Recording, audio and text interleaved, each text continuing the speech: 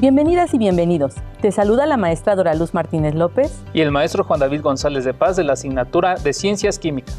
Recuerda que una de las limitaciones al tratar de medir la materia mediante nuestros sentidos es que los datos obtenidos no son confiables, ya que dependen de la capacidad de percepción de las personas. ¿Qué instrumentos utilizamos para medir las propiedades intensivas de la materia? Vamos, te invitamos a descubrirlo. El propósito de esta sesión es medir las propiedades intensivas de algunas sustancias de uso cotidiano a través de la experimentación. Es momento de sacar tu libreta de Ciencias Químicas para que escribas el reporte de práctica de los experimentos que se desarrollarán a continuación. Tu reporte debe contener los siguientes datos. Observemos. Reporte de la práctica. Nombre de la práctica. Propósito. Conocimientos previos. Explicación. Materiales y sustancias. Instrumentos, unidades de medición, procedimiento, incluir tratamiento de desechos, hipótesis, conclusión y fuentes de información. Invita a algún familiar para que juntos llenen el reporte de práctica durante cada experimento. Finalmente, reflexionaremos sobre lo aprendido respondiendo a las siguientes preguntas. ¿Qué pasó? ¿Qué sentí? ¿Qué aprendí? ¿Qué me falta por aprender? Las dudas, inquietudes o dificultades que surjan al resolver los planteamientos en este programa los puedes disipar consultando tu libro de texto de Ciencias Químicas en el tema 2 del bloque 1. Los materiales que vamos a utilizar en esta sesión y con los que cuentas en casa son los siguientes. 270 mililitros de aceite comestible de reuso, 2 mililitros de miel, 22 mililitros de detergente líquido, 2 mililitros de alcohol, 590 mililitros de agua, 120 gramos de sal, 3 vasos transparentes graduados en centímetro, 2 vasos transparentes del mismo tamaño, 3 piedras de 1 gramo cada una o canicas de la misma medida, botella transparente, cronómetro o un reloj, cinta adhesiva, regla, bolígrafo, bitácora científica, tu libro de texto de Ciencias Químicas, recipiente de plástico con tapa de 1 litro para tratamiento de desechos. Importante, no repitas experimentos donde se utiliza fuego termómetro, ya que los materiales que se usan en un laboratorio están especialmente diseñados para soportar altas temperaturas de ebullición y fusión. Los vasos y termómetros clínicos que tenemos en casa no cumplen con esas características. Si se utilizan por error, pueden provocar accidentes. Identifica siempre las sustancias con las que estás trabajando, etiquetándolas con su nombre. Investiga acerca de su adecuado uso y manejo y, si es necesario, coloca un pictograma que nos permita tomar las medidas de seguridad pertinentes. ¿Sabías que 1 mililitro de aceite de cocina que se arroja al agua contamina 1000 litros? Dispón de un recipiente de plástico con tapa y etiquétalo como aceite de desecho. Y cuando éste se haya llenado, entrega al responsable de la recolección de basura para continuar con el tratamiento adecuado de desechos. Hoy conocerás cómo se pueden medir algunas propiedades intensivas de la materia y te darás cuenta de que están presentes en nuestra vida cotidiana. Reflexionemos sobre cómo aplicar este conocimiento a tu contexto inmediato. Analicemos la siguiente presentación. ¿Cómo funciona una salinera? Para extraer la sal de la salinera se canaliza el agua del océano en balsas planas de poca profundidad. Esperan a que la luz solar evapore el agua y que el viento cristalice la sal de cloruro de sodio mezclada con otras sales. La obtención del cloruro de sodio, conocido como sal de mesa, implica separarlo de otras sustancias, aprovechando las propiedades que la diferencian del resto. ¿Sabías que por cada 1000 mililitros de agua hay 35 gramos de sales disueltas y que de estos 35 gramos el 80% corresponde al cloruro de sodio, también conocido como sal de mesa? Según el proyecto de norma oficial mexicana SAGARPA 2018, la sal de mar debe cumplir con las siguientes características sensoriales. Ser una sustancia formada por cristales blancos, inodora de sabor salino franco, soluble en agua y con un grado de pureza de 99.90% para el consumo humano. Con el fin de comprender este fenómeno y proceso natural desde una perspectiva científica, los invitamos a ver un experimento parecido a lo que sucede en las salineras. Comenzaremos por simular el agua del océano formando una disolución de 100 mililitros de agua mezclada con 5 gramos de sal. Posteriormente, vaciaremos nuestra disolución en un contenedor sobre el cual pondremos un tapón de corcho e introduciremos un termómetro para medir la temperatura exacta a la que comenzará a ebullir el agua.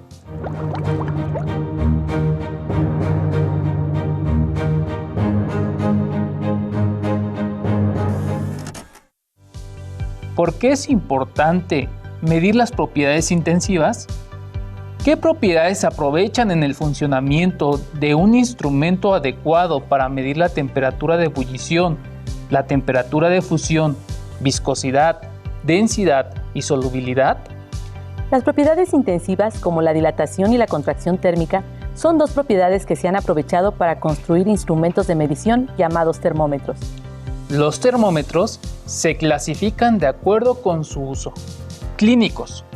Tienen un rango de medición de temperatura de 35 a 40 grados Celsius. Ambientales. Consideran un rango de menos 30 a 50 grados Celsius. Laboratorio. Miden un rango de menos 20 a 400 grados Celsius. Su funcionamiento se basa en la dilatación y la contracción térmica, las cuales son directamente proporcionales, pues se encuentran calibrados al incremento o disminución de la temperatura. En México, los termómetros tienen una escala graduada en grados Celsius. En esta escala, 0 Celsius es la temperatura a la cual se congela el agua y 100 grados Celsius es la temperatura a la cual hierve cuando se encuentra a nivel del mar. Los equipos que se utilizan a nivel industrial para medir el punto de fusión se basan en el cambio de estado sólido al estado líquido, registrando la temperatura a la que sucede dicho cambio. Estos equipos utilizan un termómetro unido a la base de un platillo de metal, sobre la cual se coloca la muestra a analizar, y sobre esta un lente de aumento, que permite fácilmente observar el cambio de estado y el registro de la temperatura. Es momento de iniciar con los experimentos. Recuerda hacer el registro de tu reporte de práctica. Con este experimento demostraremos que la viscosidad es la resistencia de un líquido a fluir. ¡Vamos a experimentar! Necesitamos 3 recipientes transparentes con tapa del mismo tamaño, graduados centímetro a centímetro, desde la base hasta la superficie. Colocaremos una piedra o una canica de la misma masa en cada uno de los contenedores. Etiquetamos los recipientes con los nombres de las sustancias que van a contener e introducimos en cada uno la sustancia con la que fue etiquetado hasta su total capacidad.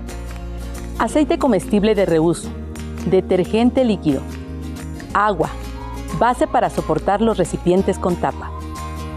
Colocamos una cinta adhesiva por encima de los recipientes con tapa y antes de voltear nuestros recipientes, reflexionemos. ¿En qué recipiente crees que llegará la piedra al fondo más rápidamente? Presenciaremos esta carrera durante 1 minuto. Registra tus resultados en una tabla como la que se muestra a continuación. Sustancia, aceite, detergente líquido y agua. Tiempo en segundos.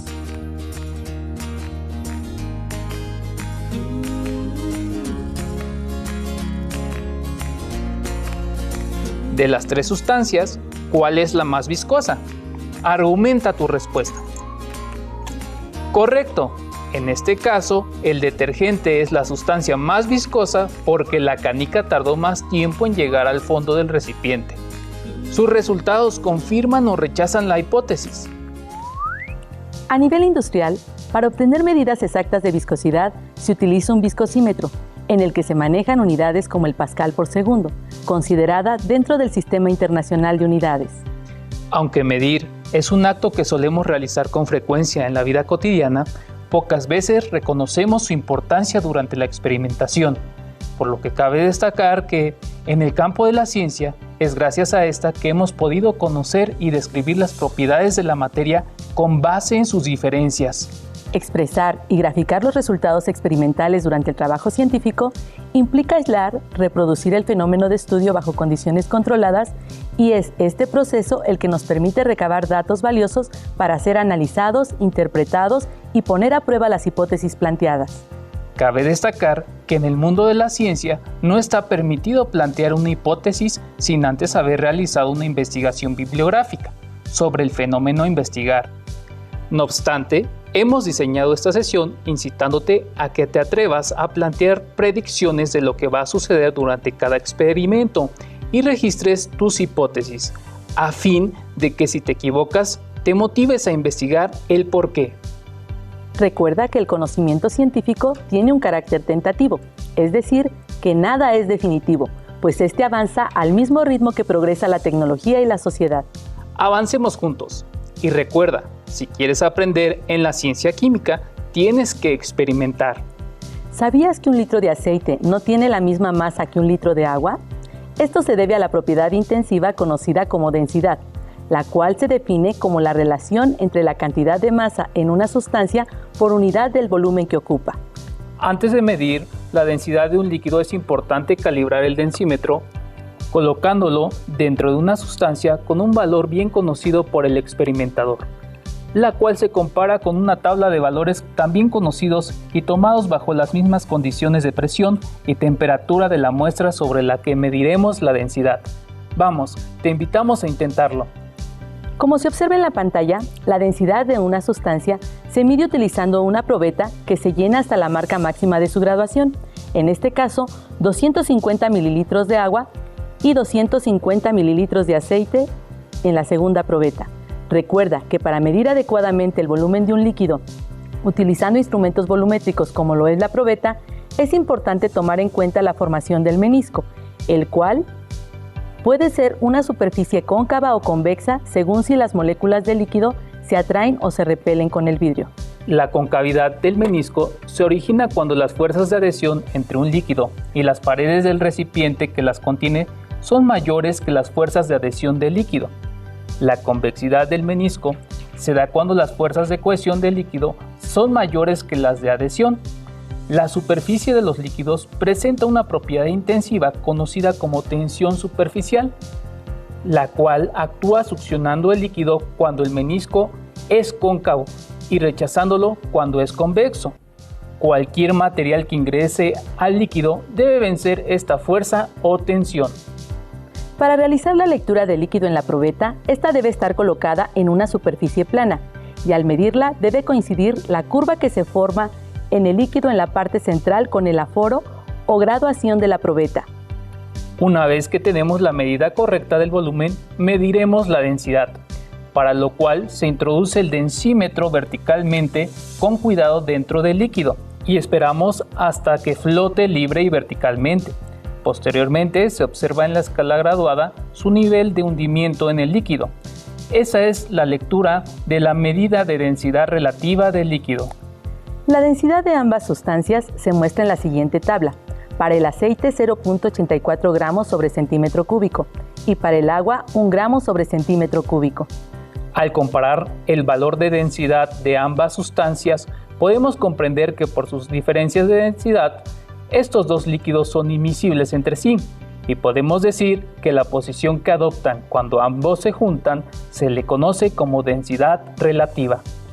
Observaremos un ejemplo. Necesitamos una botella transparente con una cinta adhesiva dividida en 3 partes, pegada en la parte de atrás. Utilizaremos las siguientes sustancias: alcohol, miel y aceite. ¿Te atreverías a predecir de manera ascendente la densidad de las sustancias? Te sugerimos utilizar la siguiente tabla. ¡Anímate! ¡Tú puedes! Registra tu hipótesis en el reporte de práctica. Colocaremos las sustancias en la botella, vertiéndolas en el orden de mayor a menor densidad. Revisemos si lo has ordenado correctamente de acuerdo con sus densidades. Muy bien, la densidad de una sustancia varía con la temperatura y también si se disuelve en ella otra sustancia. De ahí que el orden en el que las vertimos en la botella es importante para mantenerlas separadas. Es sorprendente cómo estas sustancias no se mezclan. La densidad es sin duda una propiedad que se puede aprovechar para separar las sustancias de una mezcla. ¿Sabes qué tipo de mezcla es la torre de fluidos? Este es un tema que revisaremos en las próximas sesiones.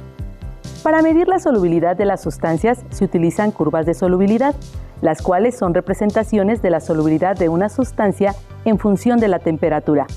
Vemos que de acuerdo con el plano cartesiano, en el eje de las X se encuentra la temperatura y en el eje de las Y se encuentra el coeficiente de solubilidad expresado en gramos de soluto disueltos en 100 gramos de agua. Resolveremos las siguientes actividades en tu libreta, utilizando la gráfica de solubilidad de algunas sales en el agua, en función de la temperatura. Observa la tabla que se muestra en la pantalla. Puedes ver que en ella se presentan 3 curvas de sustancias distintas cada una. Identifica la curva que corresponde al soluto con el que vamos a trabajar y guíate en esa curva para analizar los datos y encontrar la respuesta correcta. El soluto es cloruro de sodio, cuya fórmula química se escribe N mayúscula, A minúscula, C mayúscula, L minúscula. ¿Qué cantidad de cloruro de sodio, NaCl, se disuelve a 50 grados Celsius? Para resolver el primer planteamiento, consideramos que el dato que nos proporcionan corresponde al eje de las X, por lo que nos ubicaremos en este eje hasta encontrar 50 grados Celsius y subiremos verticalmente hasta topar con la curva y leemos en el eje de las Y que la concentración de cloruro de sodio a 50 grados Celsius es de 39 gramos de soluto disueltos en 100 gramos de agua. ¿A qué temperatura se disuelve el cloruro de sodio si se disuelven 40 gramos de cloruro de sodio en 100 gramos de agua? Para resolver el segundo planteamiento, consideraremos que el dato que se nos proporciona ahora corresponde a la concentración de la disolución, que es de 40 gramos de soluto disuelto en 100 gramos de disolvente. Por lo que nos ubicamos en el eje de las Y hasta encontrar los 40 gramos y posteriormente caminamos en el eje de las X hasta topar con la curva y bajar en el eje de las Y para encontrar la temperatura, la cual corresponde a 90 grados Celsius. Caracterizar e identificar las sustancias es una actividad que se utiliza para la construcción del conocimiento científico, el cual se basa en un conjunto de procedimientos en los que utilizamos nuestros sentidos para experimentar con algunos hechos que han despertado nuestro interés. La experimentación que llevamos a cabo durante esta sesión partió del hecho de demostrar cómo es que los instrumentos de medición amplían la capacidad de percepción de nuestros sentidos, y es que a partir de estos hemos podido identificar y medir las propiedades intensivas, temperatura de fusión y de ebullición, viscosidad, densidad, solubilidad, todas ellas independientes de la cantidad de materia. Ahora que has aprendido a medir las propiedades intensivas de la materia, podemos concluir que efectivamente estas no dependen de la cantidad de materia y que su medición nos ayuda a identificarlas, pues un material puede tener cualquier magnitud de masa y volumen, pero solo una y específica magnitud de densidad, viscosidad, solubilidad, temperatura de ebullición y de fusión. Los instrumentos de medición son herramientas útiles y efectivas para poder cuantificar las propiedades de los materiales. Recordemos que para cada propiedad se emplea un instrumento de medición específico, con excepción de las temperaturas de fusión y ebullición. Estas se miden con el termómetro de laboratorio. Entre otras propiedades, vimos que la viscosidad de un líquido es su resistencia para fluir y en el Sistema Internacional de Unidades se expresa en pascal por segundo. Se mide con el instrumento llamado viscosímetro. Si deseas ampliar tus conocimientos científicos, puedes consultar en tu libro de texto o en la página de Conalitec.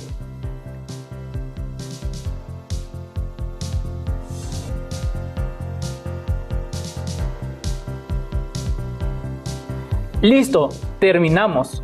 Pero aún nos queda mucho por aprender. Recuerda que es conveniente sistematizar los resultados obtenidos al experimentar, así como seguir las normas de seguridad para evitar accidentes. ¡Hasta pronto! Si tienes dudas o necesitas ayuda,